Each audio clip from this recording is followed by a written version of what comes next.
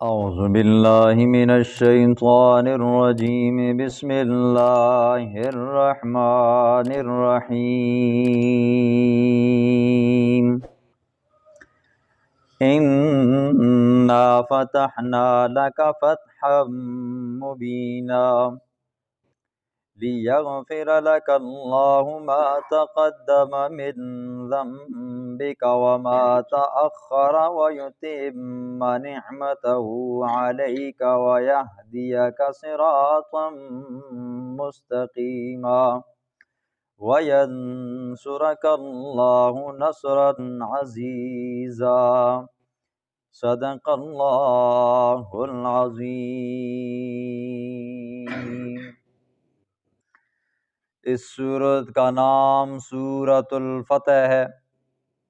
اس آیت کی مناسبت سے انا فتحنا لک فتحا مبینا، سورۃ فتح کا سورۃ محمد کے ساتھ ربط یہ ہے، سورۃ محمد کے اندر کہا گیا کہ جہاد کرو، اعلان جہاد کیا گیا۔ اب سورۃ فتح کے اندر ایمان والوں کو فتح کی خوشخبری سنائی گئی، اگر تم جہاد کرو گے تو فتح تمہارا مقدر بنے گی۔ خلاصے کے طور پر ترغیب الی الجہاد بھی اس صورت کے اندر ہوگی، منافقین کے لیے زجر بھی ہوگی، شرک کی تردید بھی ہوگی، اور لقد صدق اللہ رسولہ الرؤیا بالحق سے ایک شبہ کا ازالہ بھی ہوگا۔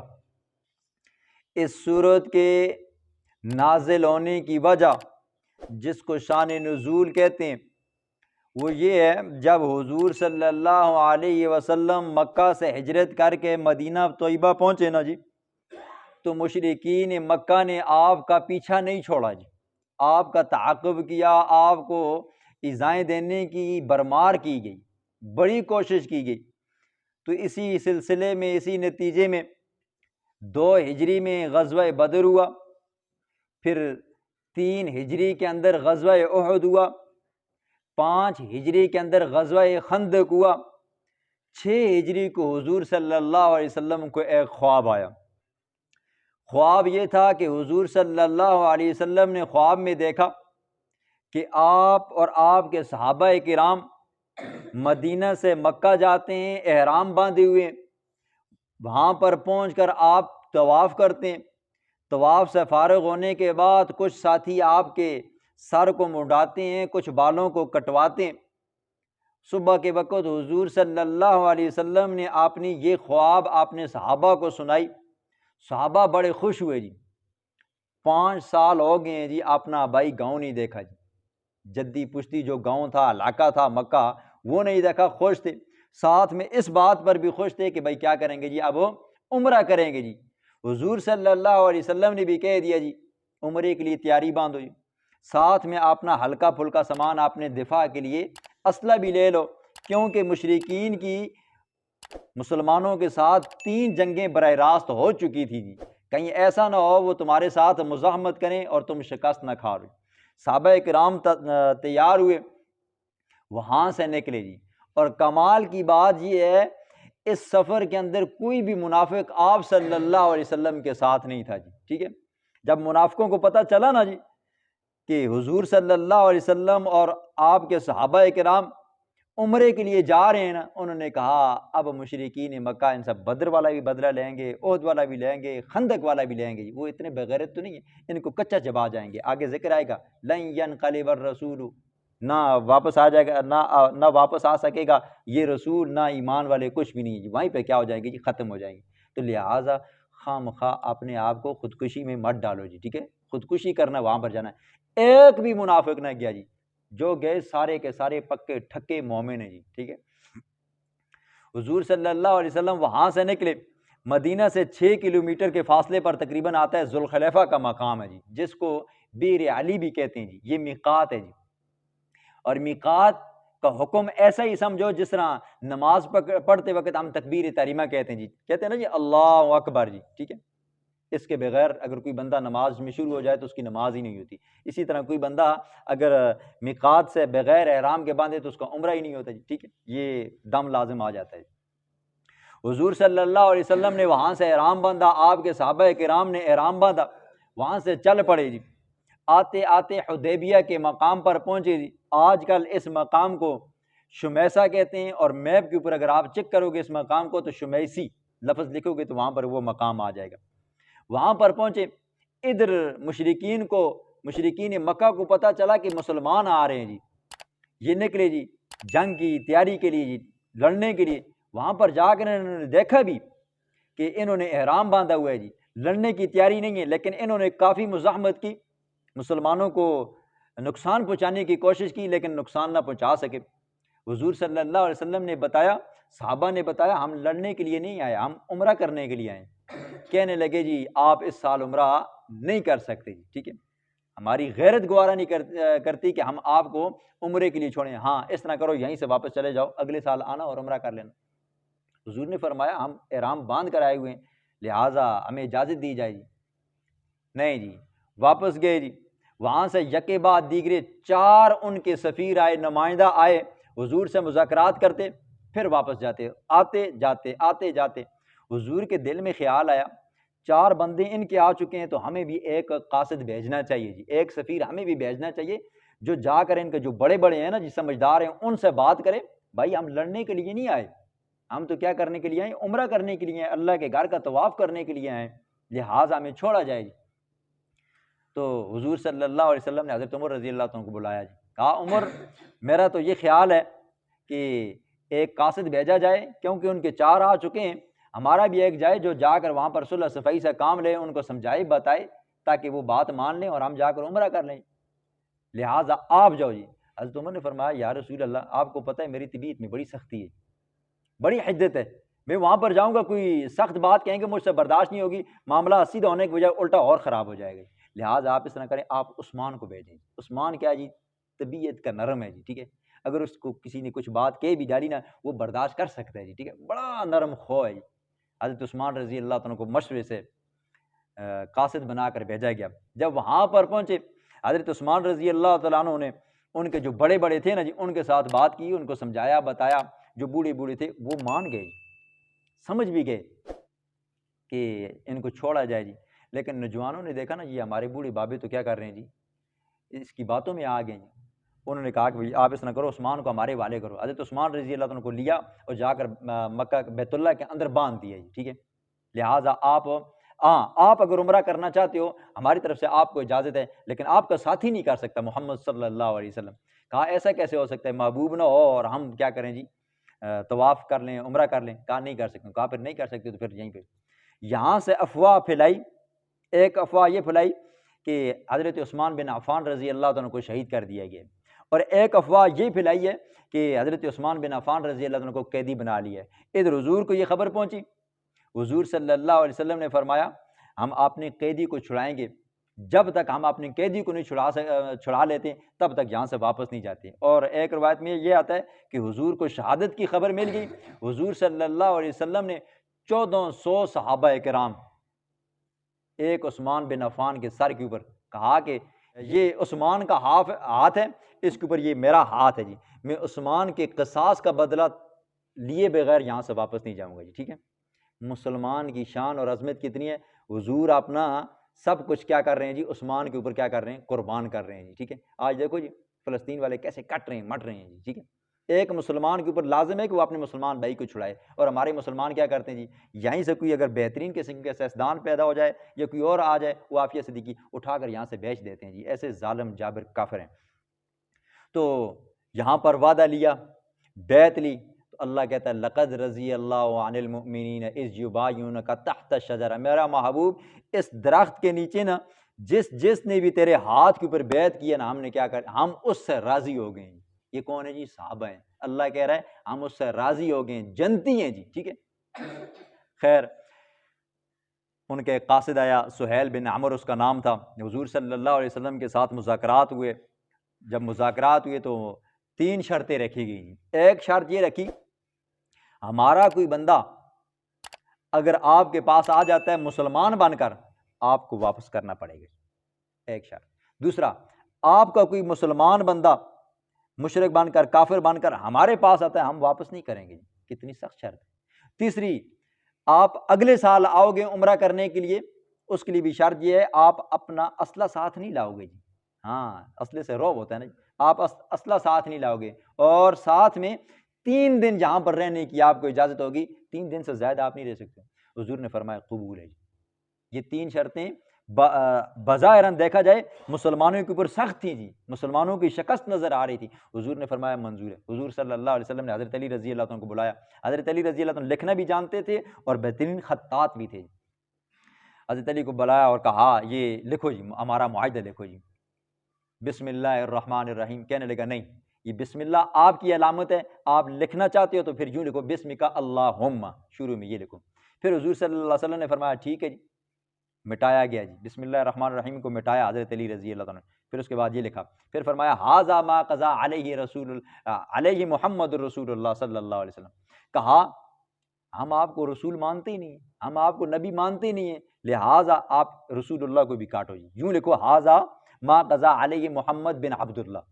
حضور نے فرمایا حضرت علی کو یہ بھی کاٹو، حضرت علی رضی اللہ عنہ یہ بھی کاٹا جی۔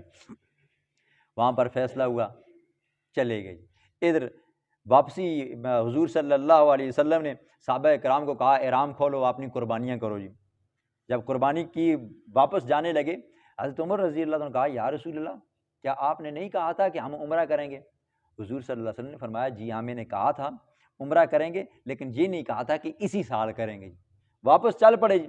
راستے میں یہ صورت نازل ہوئی، اللہ فرماتے ہیں میرے محبوب انا فتحنا لک فتحا مبینا، ہم نے آپ کو فتح مبین عطا فرمائی ہے جی، ٹھیک ہے۔ یا یہ صلح حدیبیہ بظاہراً مسلمانوں کی شکست تھی، لیکن کیا ہوئی جی، یہ سبب بنی آگے فتح مکہ کے لیے جی، ٹھیک ہے۔ وہ کیسے میں آپ کو بتاتا ہوں جی۔ ان کا کوئی بندہ آتا نا مسلمانوں کے اندر آ کر رہتا، ظاہر بات ہے مسلمان اس کو دعوت و تبلیغ تو نہیں کرتے تھے جی، ٹھیک ہے، یا یہ کہ اگر مسلمان بھی ہو جاتا نا تو اس کو پھر واپس بھیجنا پڑتا تھا جی، ٹھیک ہے۔ وہ آتا مسلمانوں کو دیکھتا، مسلمانوں کے طور اطوار اخلاق کردار افعال، وہ متاثر ہوتا تو مسلمان ہو جاتا، متاثر ہو جاتا تو مسلمان ہو جاتا، ٹھیک ہے۔ ابھی کتنے تھے جی؟ 200 صحابہ کرام تھے نا جی، اور جب فتح مکہ کا دن آیا نا 10,000 صحابہ کرام کیا ہوئے تھے جی، اندر داخل ہوئے تھے۔ یہ وہ وجہ تھی، اللہ فرماتے ہیں انا فتحنا لک فتحا مبینا، میرے محبوب ہم نے آپ کو فتح مبین عطا فرمائی۔ انا فتحنا لک فتحا مبینا، بے شک ہم نے فتح دی ہے آپ کو فتح مبینہ، واضح کھلی فتح۔ یا اس فتح سے مراد صلح حدیبیہ خاص فتح مراد ہے، یا اس سے عام فتح مراد ہے، فتح مکہ ہو گئی یا ہر قسم کی فتح۔ چونکہ صلح حدیبیہ ایک ایسی صلح تھی کہ جس کے بعد کفار کا مسلمانوں میں آنا جانا عام ہو گیا، کفار مسلمانوں کے اندر آتے، مسلمانوں کے ساتھ بات چیت ہوتی، اٹھتے بیٹھتے، مسلمانوں کے کھانا پینا اٹھنا بیٹھنا سہنا رہنا اخلاق کردار گفتار ہر چیز سے کافر واقف ہو چکے تھے جی۔ تو یہ کافی درمیان میں عرصہ گزرا تھا، 6 ہجری کا یہ واقعہ تھا، تو آگے 8 کو کیا ہو گیا جی، مکہ فتح ہو گیا جی۔ تو اس دوران 2 بندے ایسے اسلام لائے نا جی، جنہیں دنیا آج بھی بڑے نام اور شان کے ساتھ یاد کرتی ہے۔ ایک آگے حضرت خالد بن ولید رضی اللہ تعالیٰ عنہ جن کو فاتح شام کہتے ہیں، اور ایک آگے حضرت عمر بن عاص رضی اللہ تعالیٰ عنہ جن کو فاتح مصر کہتے ہیں۔ یہ اس دوران کیا ہو گئے تھے جی، مسلمان ہو گئے تھے۔ یہ بھی ایک قسم کی کیا تھی جی، بہترین فتح تھی۔ یا صلح حدیبیہ کی فتح مراد ہے، یا یہ ہے یہ صلح حدیبیہ کی جو شرائط تھی نا، یہ مکہ کی فتح کے لیے کیا بن گئی جی، تمہید بن گئی۔ اللہ رب العزت نے اس کے ذریعے کیا کر دیا جی، مکہ کو فتح کروا دیا جی۔ لیغفر لک اللہ، پہلا انعام لیغفر لک اللہ، تاکہ بخش دے اللہ، ما تقدم من ذنبک وما تأخر، آپ کی وہ لغزشیں جو پہلے ہو چکی ہیں، وما تأخر جو بعد میں ہوں گی، ویتم نعمتہ، تاکہ پورا کرے دوسری نعمت اپنی نعمتوں کو علیکا، آپ کے اوپر، ویہدیکا، اور تاکہ چلائے آپ کو صراطا مستقیما، سیدھے راستے کے اوپر، ٹھیک ہے۔ یہاں پر ایک بات آ گئی ہے نا جی، اللہ آپ کی لغزشوں کو معاف فرمائے جی، ٹھیک ہے، جو پہلے ہو چکی ہیں، جو بعد میں ہوں گی جی، ٹھیک ہے۔ آپ نے ایک مسئلہ صورت محمد کے اندر بھی سنا ہے، پہلے بھی آپ تفصیلاً سن چکے ہو، عصمت انبیاء کا جی، انبیاء صغیرہ کبیرہ گناہوں سے کیا ہوتے ہیں جی، پاک صاف شفاف ہوتے ہیں۔ ہاں، انبیاء سے جو رائے کے اندر اختلاف ہو جاتا ہے نا جی، رائے تھوڑی سی اگر غلط بھی ہوگی تو اس کو کیا کہہ دیتے ہیں جی، لغزش کہہ دیتے ہیں جی، ٹھیک ہے، ورنہ پیغمبر کیا ہوتا ہے جی، گناہوں سے پاک ہے، صغیرہ ہے یا کبیرہ ہے جی۔ وَيَنْصُرَكَ اللَّهُ نَصْرًا عَزِيزًا، تاکہ اللہ مدد کرے آپ کی نصرًا عزیزا، زبردست مدد، ٹھیک ہے۔ هُوَ الَّذِي أَنزَلَ السَّكِينَةَ، وہ ذات جس نے اتارا ہے السکینۃ، سکون کو، اطمینان کو، فی قلوب المؤمنین، ایمان والوں کے دلوں کے اندر، لیزدادوا، تاکہ زیادہ کرے ایمان کو، مع ایمانہم، ان کے ایمان کے ساتھ۔ سکون، اطمینان، وقار کیا کرتا ہے جی، ایمان کے اندر اضافہ کرتا ہے۔ وَلِلَّهِ جُنُودُ السَّمَاوَاتِ وَالْأَرْضِ، اور اللہ ہی کے لیے آسمانوں کے لشکر، والارض، اور زمین کے اندر، آسمانوں کے اندر فرشتے ہیں جی، ملائکہ ہیں، زمین کے اندر صحابہ کی جماعت ہے۔ وَكَانَ اللَّهُ عَلِيمًا حَكِيمًا، اور ہے اللہ رب العزت علیمًا، جاننے والا، حکیمًا، حکمتوں والا جی، ٹھیک ہے۔ اللہ ان کے مکروں کو بھی دیکھتا ہے، آپ کی طور اتوار کو بھی کیا کرتا ہے جی، اللہ جانتا ہے۔ حکیمہ، یہ جو وقتی طور پر مشکل شرائط آپ پر لگائی ہیں نا جی، اس میں بھی اللہ نے حکمتیں رکھی ہیں۔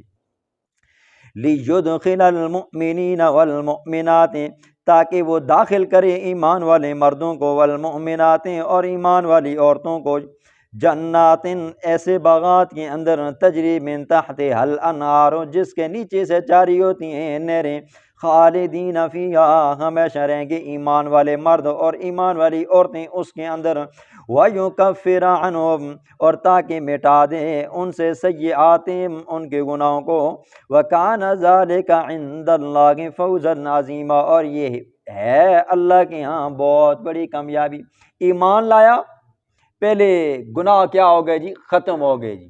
پھر اسی طرح اگر جو چھوٹے موٹے صغیرہ گناہ ہیں جی، وضو کیا وہ ختم ہو گئی جی، نیکیاں کی تو نیکیوں کے ذریعے وہ کیا ہو گئی، ختم ہو گئی جی، وغیرہ وغیرہ، صغیرہ گناہ ان وجہ سے ختم ہوتے ہیں جی۔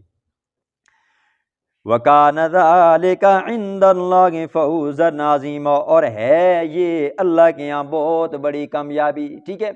کیا ہے جی، بندہ صغیرہ کبیرہ گناہوں سے کیا ہو جائے جی، معاف ہو جائے جی، بخشے جائیں، اور آخرت میں اس کو کیا مل جائے جی، جنت مل جائے، تو یہ تو بہت بڑی کامیابی ہے۔ وَيُعَذِّبَ الْمُنَافِقِينَ، تاکہ عذاب دے منافق مردوں کو، والمنافقات، منافق عورتوں کو، والمشرکین والمشرکات، مشرک مردوں کو، مشرک عورتوں کو، الظانین والمشرکات الظانین باللہ، اور اللہ کے ساتھ گمان کرنے والوں کو، ظن السوء، برا گمان۔ برا گمان کیا تھا جی، مسلمان یہاں سے جائیں گے وہاں پر، انہوں نے بدر کے اندر کفار کو مارا تھا، احد کے اندر کفار کو مارا تھا، غزوہ خندق کے اندر کفار کو مارا تھا، تو یہ وہاں پر جائیں گے صفایا ہو جائے گا، ان کو مشرکین مکہ تیس نیس کر کے ختم کر کے بھیج دیں گے جی۔ علیہم دائرۃ السوء، انہی پر ہے بری گردش، وغضب اللہ، غضب ہوا ہے اللہ کا، علیہم، ان کے اوپر، ولعنہم، اور لعنت کی ہے اللہ نے ان کے اوپر، واعد لہم جہنم، اور تیار کیا ہے اللہ نے ان کے لیے جہنم کو، وساءت مصیرا، اور بہت برا ٹھکانہ ہے۔